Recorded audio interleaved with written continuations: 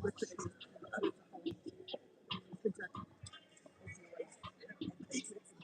Committee. Took me a while to get those. I was like, so I try to simplify it. I'm the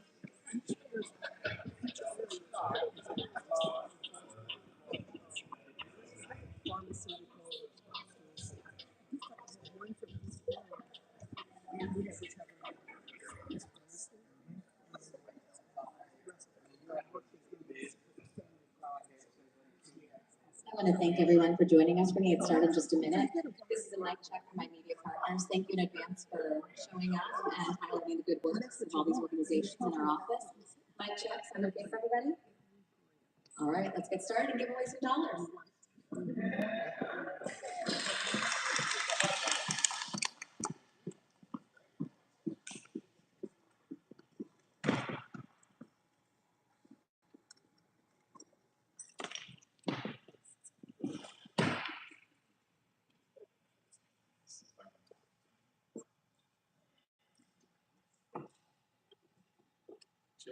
Just a little bit.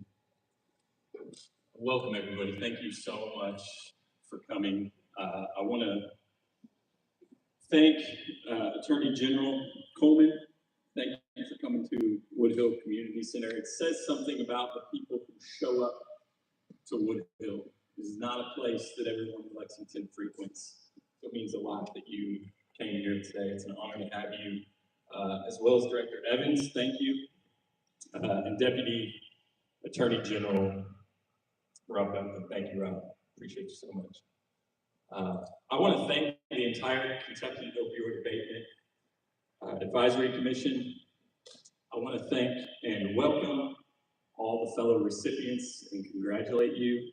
And I just want to acknowledge some honored guests who came today as well. Mayor Gordon is here. Thank you for coming. Senator Bledsoe, Councilmember Hale. Means a lot that you guys are here, so thank you. When I heard the Lexington Leadership Foundation received funding in both prevention and in treatment and recovery, I just sat in gratitude and I gave thanks to Jesus and I listened. And in full transparency, 99% of the time, that's not a very dramatic experience. Not much happens. It's kind of radio silence. I sit for a little while and I go on with my day. But this time, clear as day, I heard this. Prevention dollars are redemption dollars. Recovery dollars are restoration dollars. And my mind went to the heartbreak of burying a 3-year-old little boy connected to a family that we serve who lost his life to an accidental overdose. And my mind went immediately to the countless stories that we hear in fatherhood circles, in recovery centers, hearing the pain and the shame in a father's voice as he talks about being estranged from his children because of addiction. But there's a serious word of hope in Joel chapter 2, verse 25. God said, I will restore to you that which the locusts have eaten. Now, I can restore. I will restore. What addiction has stolen from children and families, God will restore. At Lexington Leadership Foundation, our vision is to see the city of Lexington become a city for God. That's a place where everyone has the opportunity to flourish. How we do that is we connect leaders, we unify the body of Christ, and we mobilize people, all to solve problems in our city. Two of the ways we live that out are through youth empowerment, led by Marcus Patrick, and Fatherhood Initiative, led by Jared Sloan.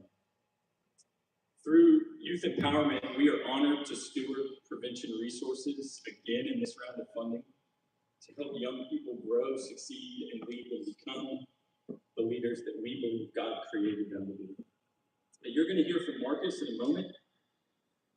So I'm going to zero in on fatherhood for second. We are honored to steward recovery resources that help fathers rebuild, rebuild their lives, reconnect with their children, and restore what addiction has tried to destroy. This funding is going to allow us to expand our services to more fathers in more recovery centers, and to bring Dr. Raymond Levy's recovery, Fathers in Recovery curriculum to life by piloting targeted support for fathers during the vulnerable season of assimilating and re-entering back into family life. And I cannot talk about Fatherhood Initiative without acknowledging David Coleman. Where's David? Can you just wave, David? David is the founder of our Fatherhood Initiative, and now leads fatherhood efforts statewide through the Commonwealth Center for Fathers and Families. Years ago, David gave me an illustration that I've never forgotten. I want to share it with you. He said, "Hey, Christian, see all those light bulbs up there?" He said, that one right there starts flickering. That's teen pregnancy. Everybody runs to help. He said, the other one flickers over there. That's youth suicide. Everybody's rushing around that one to help. Then there's three back there. They start flickering. That's domestic violence. So we put all the supports around that. And then there's homeless and runaway youth back there. Even federal funding shows up for that. That whole back row of lights start flickering. That's juvenile incarceration. Everybody rallies around to help. Somebody has to go to the breaker box and get to the root cause of the issue. And when they get there, they discover the whole box is labeled Father. Father Present Homes, we will preach from the mountaintop at Lexington Leadership Foundation, are the backbone of a healthy and flourishing community. So, to the entire Kentucky Opioid Abatement Advisory Commission, I just want to say on behalf of our board and on behalf of the team, thank you. We are tremendously honored that you are investing in our work, investing in the work of these incredible community partners that are here today. We consider it a privilege to get to steward these resources and put them back into the children and the youth and the families that addiction has tried to destroy. Prevention dollars are redemption dollars, and recovery dollars are restoration dollars. So with that, I have the privilege of welcoming a great leader in our Commonwealth who has been an advocate for youth and an advocate for fathers, and has been an incredible partner. His life has been marked by service and a deep conviction to help others. Please join me in welcoming our Commonwealth's 52nd Attorney General, Russell Coleman.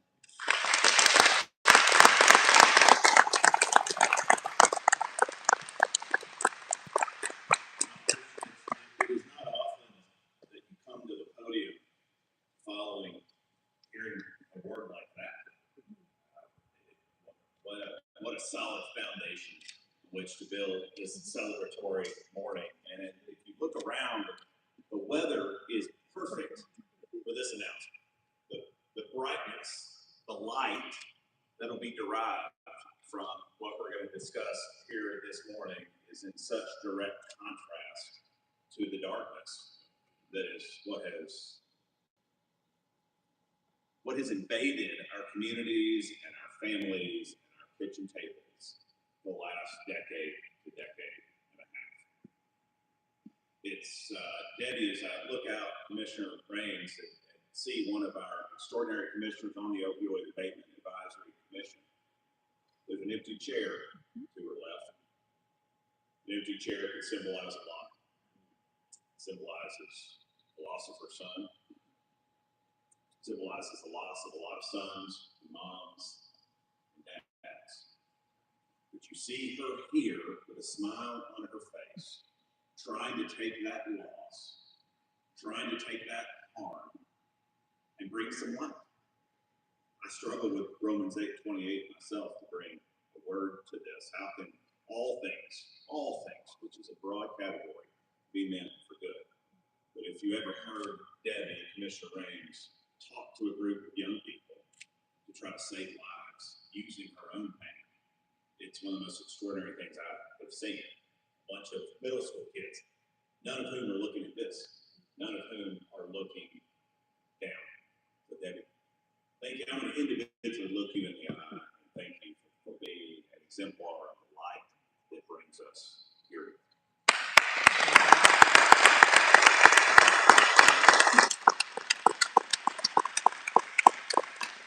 So we're here to celebrate this morning. We are here to celebrate life-saving work being done across the Commonwealth. We're here, Mayor Gordon, in your beautiful city, and some of what we're going to discuss here applies right here in this neighborhood, right here in Fayette County, right here in your district, Councilman Hale, Senator Bledsoe.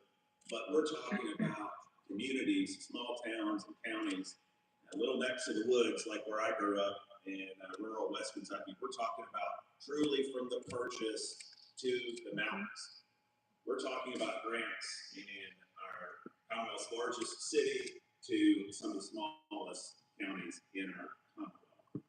That's one of the things I'm most proud of the work of this commission, the focus to ensure that this is not the Opioid Abatement Advisory Commission for the Golden Triangle.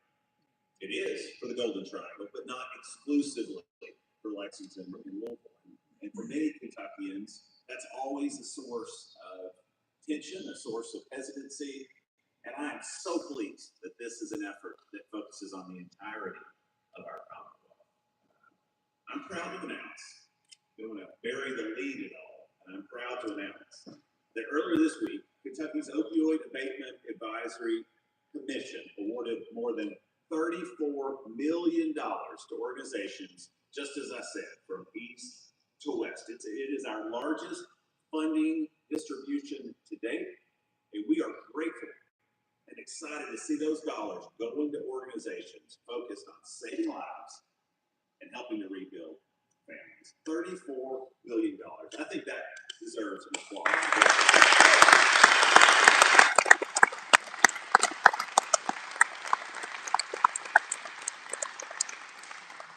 That applause isn't for me. That applause is for the work that brought us here. That applause is for a lot of self-sacrifice. That applause is for the work that's going to be done far from this podium. That's what that applause is for, far from this wonderful community center and in this community center. That's what happens, rebuilding families, saving lives. That's what happens right here in this community center in Woodhill.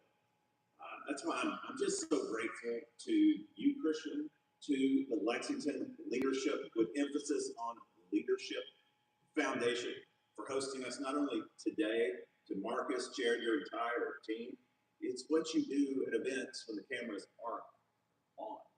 It's what you do in sewing into fathers, knowing that downstream impact of fatherhood, knowing that when there's a deficit, it oftentimes results in contact with the criminal justice system, unfortunately. So I'm so proud of the work you do. He is the kind of leader that I look forward to talk about zealously collaborating. We talk about that a lot in the AG's office, and he and I had not had a chance to meet until today, but we most certainly are going to be breaking bread. I want to hear more about the work that LLF is doing. Now, through this great announcement, we're funding more than 100 organizations dedicated to prevention, treatment, and recovery. Those buckets, but for the first time, we're funding research and innovation. I'm excited about this. It includes one of the 6 organizations to receive first ever research grant dollars, the Kentucky Alliance for Recovery Residences. Now, this is a mouthful, but they are working to sustain statewide recovery housing outcomes. One of those critical nodes in recovery, that especially in our rural areas, that housing is a tremendous deficit, a real limiting factor to recovery. And we're excited that potentially Kentucky will be at the top of that list in terms of a best practice that other states will be looking to replicate from what we do right here in the Commonwealth. Since the creation of the commission by the General Assembly, Senator, I look to you, and you as the representative of our policymakers. Representative Gross, I want to thank you as well for your service in the branch that established the commission. It said that if you know a state, you know a state, in terms of different states with different processes. There are miscellaneous ways that states deal with opioid dollars. Sometimes it's earmarking, sometimes it's distribution that hasn't even happened yet. I'm proud that, again, Kentucky's ahead of the game. Other states are looking to Kentucky and our commission, our distribution mechanism. Over $100 million has been awarded to tackle the drug crisis in this Commonwealth. This is money that's being deployed now, understanding the exigency of needing to save lives. The grants we're announcing here today, in addition to the nearly $10 million in Kentucky's first ever statewide prevention effort called Better Without It. Now, why is prevention so exigent? When we exist in an environment where one pill can kill, and we know that, it's not a line from a podium. We are finally using this for good. We are finally leveraging social media influencers. We're partnering with Coach Pope, with Trent Noah. Those of you, I don't think there's probably a U of L fan anywhere within miles of here, but in case there is, we have some great partnerships. I said this time, we have some great partnerships with our friends at U of L. Javon Hadley, and a number of other athletes that you'll see their content. We know the power of Big Blue, particularly in rural Kentucky. We know the power of the cards, and leveraging that, starting with social media influencers who are athletes, but we are going to from race car drivers to rodeo performers, and with our goal being for young people to stare at this screen to other young people and say, you're better without it. And as much as I was a skeptic, as much as I want to stand here at this podium and pound it and say that one pill can kill as the prosecutor, the reality is the kids that we want to reach, 13 to 26, the kids that we want to give an offering, kids that we want to save their lives to prevent them being in the throes of addiction, they don't listen to me. My kids don't listen to me, much less your kids.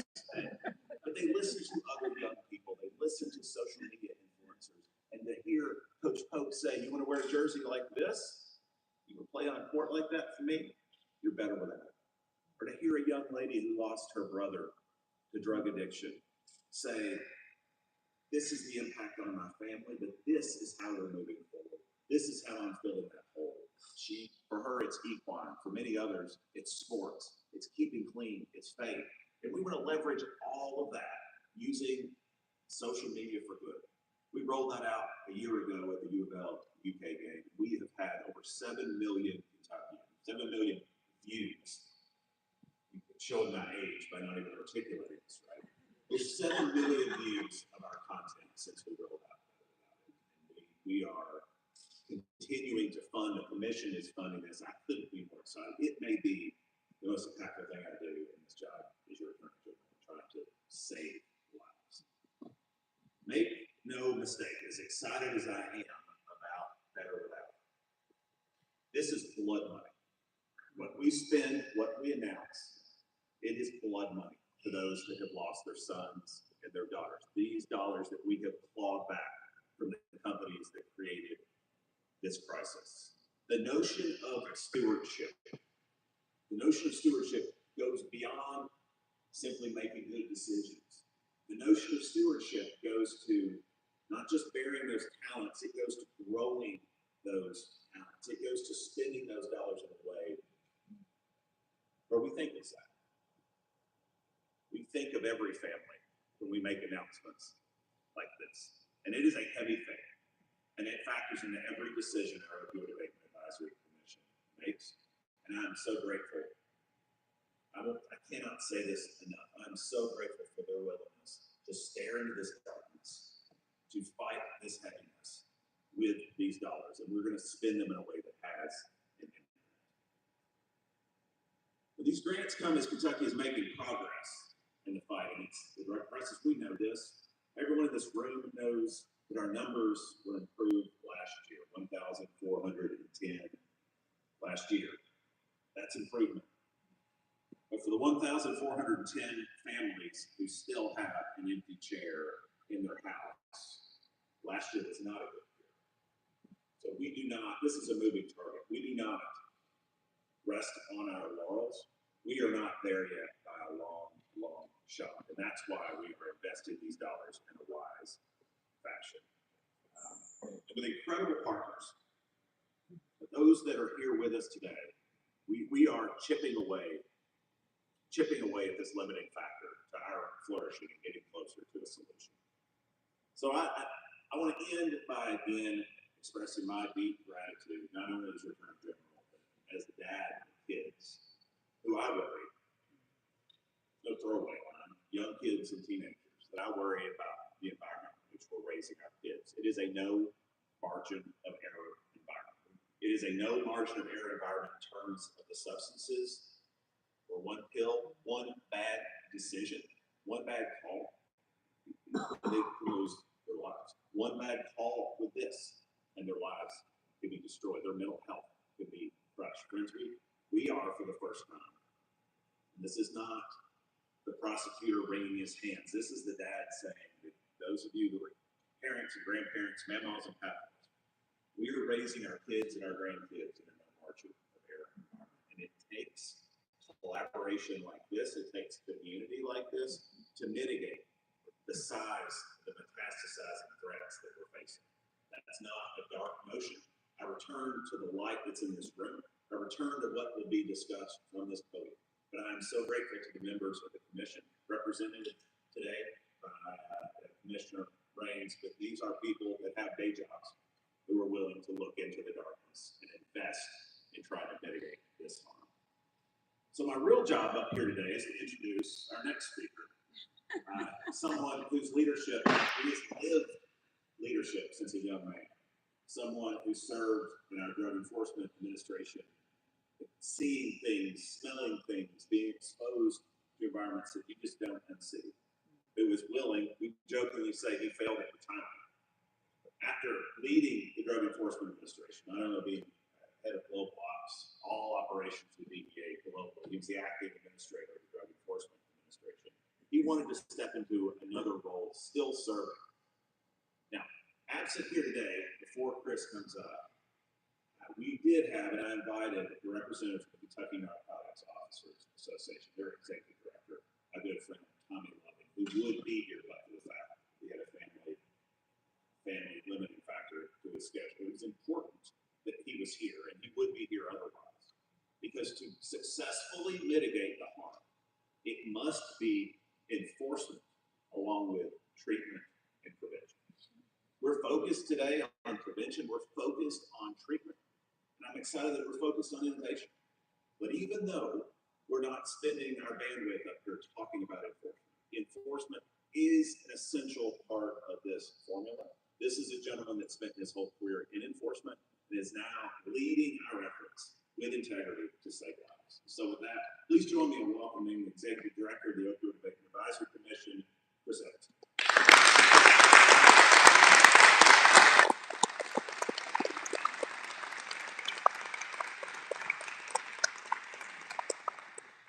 Thank you, General Coleman. First of all, good morning to everybody. Good morning. Thank you. I didn't want to have to pump that. We're here today in regards to the grants the Commission has awarded, and that's what's drawn us here. But we're really here to honor those who help others heal, those who make the community stronger, those who make us all better, those who change what is happening in our environment and support others. We're here today to recognize you and to honor those things. But in that spirit, I want to make sure that we don't forget that the work that we do today is remembrance of those we've lost. We can never lose sight of the pain and suffering, the trauma that has taken place in our communities. And we want to continue to make sure that the work we do honors those and their families. Grace, compassion, supporting others, those are the traits of the individuals who are here today who are recognizing, and we want to make sure that we acknowledge those. We step into places that are dark, that are difficult, finding people at their bottom in their lives, supporting people when they don't have other places to turn. And we want to make sure that people are clear that these traits that you bring to our community are valued, they're needed, and they're appreciated. The work that we do at the Commission is part of a relentless pursuit to support agencies and people who are helping others. We say with no discrepancy, our mission is to help save lives. And we do that through you. We recognize that each and every dollar that we allocate, and each and every thing that we can't get to, has consequences. And that's real, and that's important to what happens. Now, one of the things when people talk about the commission and what that looks like, they have visions of a body in Frankfurt at the Capitol talking about these things in a weighty manner. And the general actually covered some of the things that I was going to hit. But because for me, that's not what the commission looks like or feels like. The commission is Debbie Raines, a mom who lost, a mom who reads hundreds of applications a year.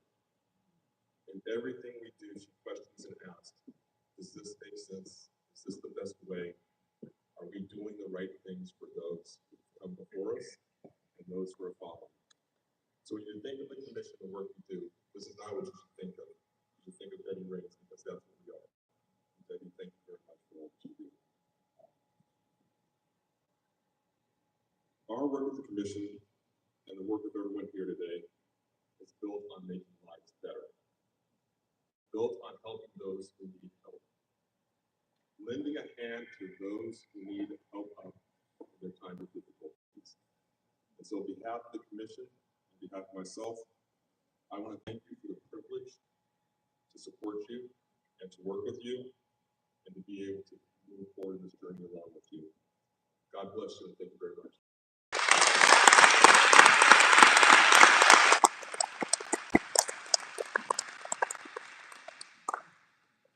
I have the awesome privilege introducing the man who around here really needs no introduction.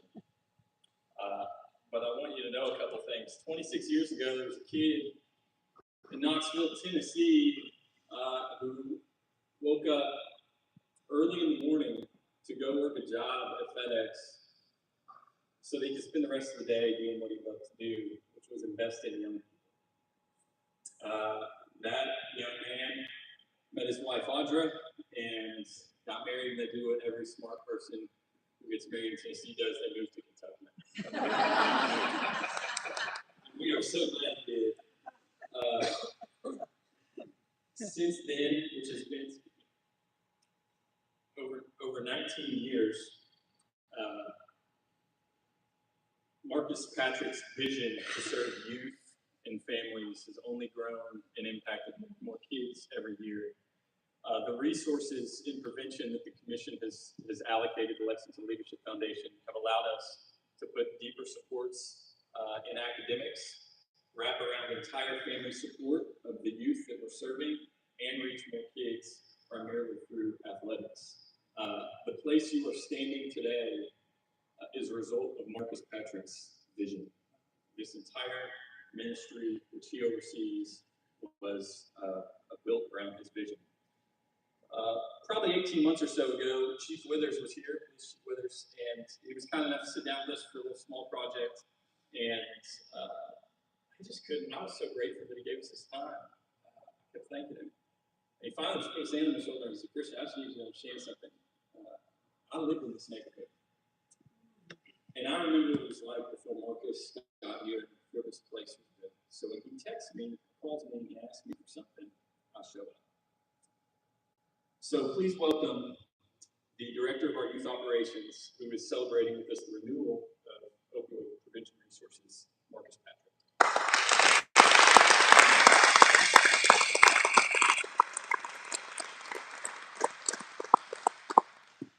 Good morning, everyone. Thank you all for being here.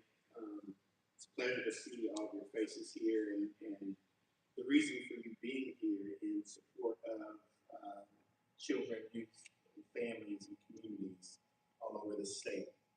I've had the privilege, as Christian mentioned, of living in Lexington for almost 20 years now. We moved here specifically to engage in the lives of young people and sometimes to remind them of the gift that they are to their families and the world at large.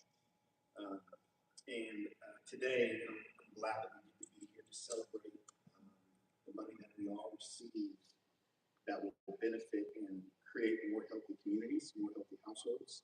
And I'm excited about that.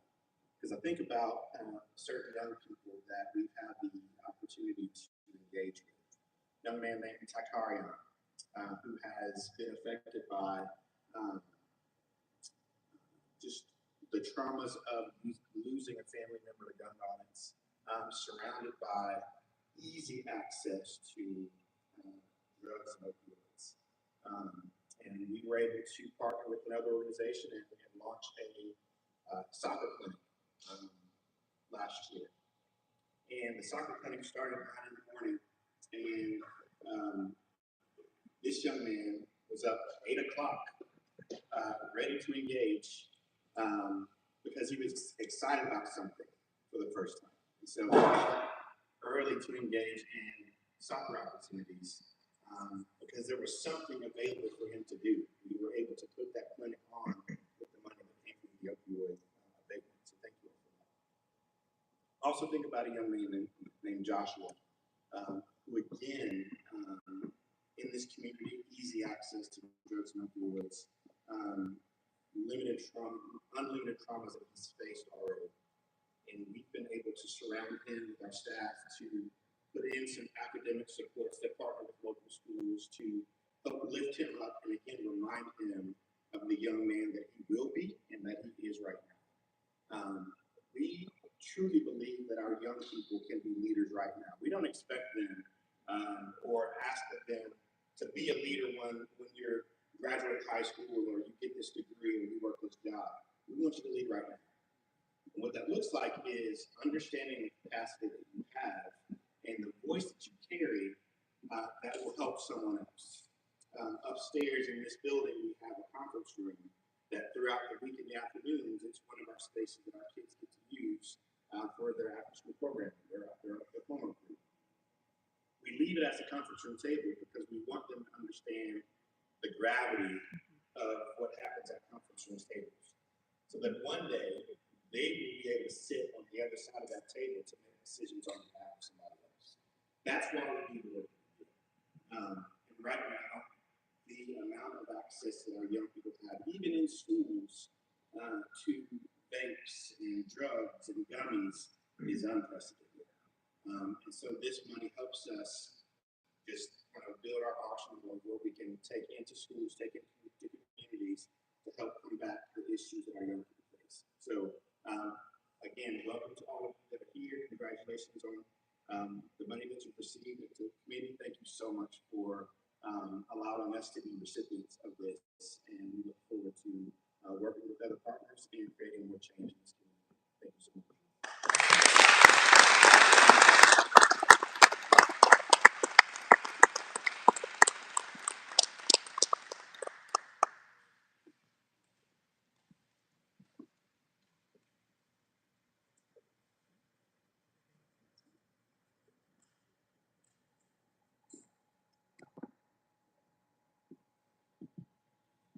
So you learn very early on, or you should, in jobs like the one I'm privileged to have, that most often the people who did so much of the real work to bring you to the podium are typically around the edges of the room. They're typically in the back of the room, they're behind the cameras. You've heard from our director, Chris Evans, on our deputy director, Jesse Halliday, who does an extraordinary job with Fire and Hurt Valley, leading our team that is standing behind our friends in the media. I want them to know how grateful I am for their phenomenal work. And I will tell you, as we know, showing up matters. So I'm grateful, Mayor Gordon, for you being here. Senator Bledsoe, thank you for being here. Councilman, thank you for allowing us to join your hospitality here in your district. And Representative Grossel, thank you for being here. Showing up matters. I'm grateful for all the leaders that are here. With that, we're happy to, and Director Evans can join me as well, happy to answer any questions that our friends from the media might have for a few minutes.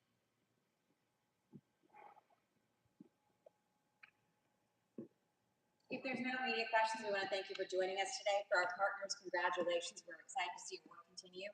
If you'll line up over here, we're going to get a chance to get some pictures. We'll send them to your agencies, and we'll hope to have everyone out in a few minutes. So when you get started, just line up over here, and there's still some delicious treats. Make sure you grab one on the way out. Thank you, guys.